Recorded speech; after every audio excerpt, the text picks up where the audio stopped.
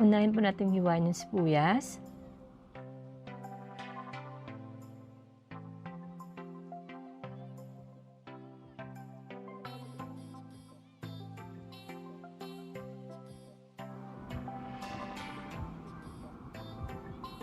Then, cut po natin yung chicken ng pa-cubes.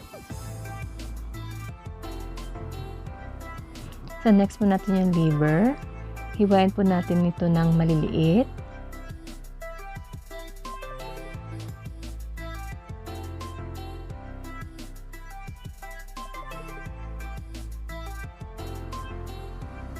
So, guys, ito na yung mga ingredients natin. Chicken.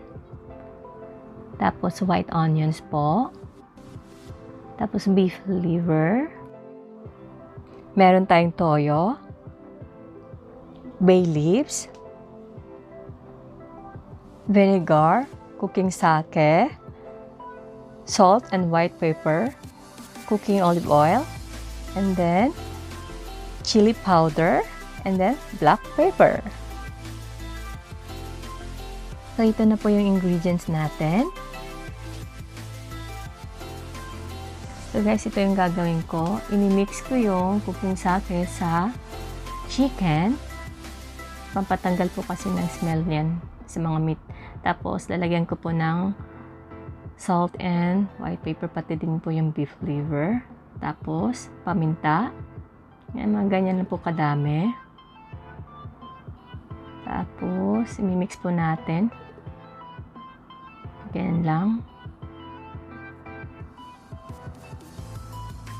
And mix din po natin yung sa beef liver din po. So, add po natin ang cooking oil. Mga ganyan kadami. Mga 3 tablespoon po yan. Ay guys, dadagdagan ko pala ng garlic paste pati ginger paste. Wala kasi akong wala akong stock ng garlic pati yung ginger kasi. Kaya itong paste na lang ang gagamitin ko. Tapos imimix ko sa chicken and sa beef liver.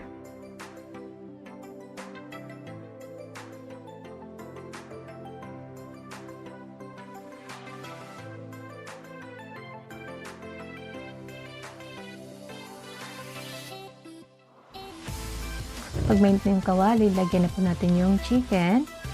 Ayan, buhos natin lahat. Tapos, mix na ng konti. Tapos, balik ta rin. Pag nag-light brown na po siya, next na po natin yung liver. Ayan. So, same lang din po yung gagawin.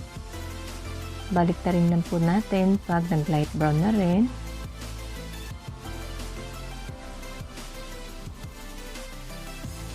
Takpan natin for 5 minutes. Then, open. Buhos ang onion. After 10 minutes, buksan natin at haluin yung chicken and beef liver. Add po natin yung cooking sake, vinegar, toyo, tapos chili powder, haluin. And guys, nag-add pala ako ng cornstarch mixed with water. Nakalimutan kong ipakita sa inyo kanina. Then, hinaan ko lang yung apoy. Pakulaan natin for 10 minutes. Then, last natin ilalagay ang bay leaves ingredients po. May bawa akong rice dito. Initin ko muna.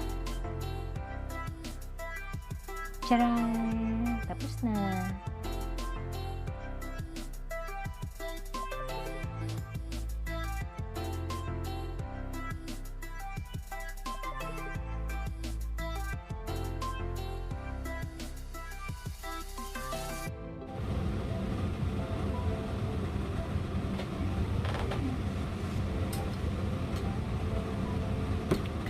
Sobrang sarap. Try niyo po yung ganito mo. Very easy lang po. Sobrang sarap. Siyempre lasa. Spicy. Sobrang lasa ng fish fry. Ito po.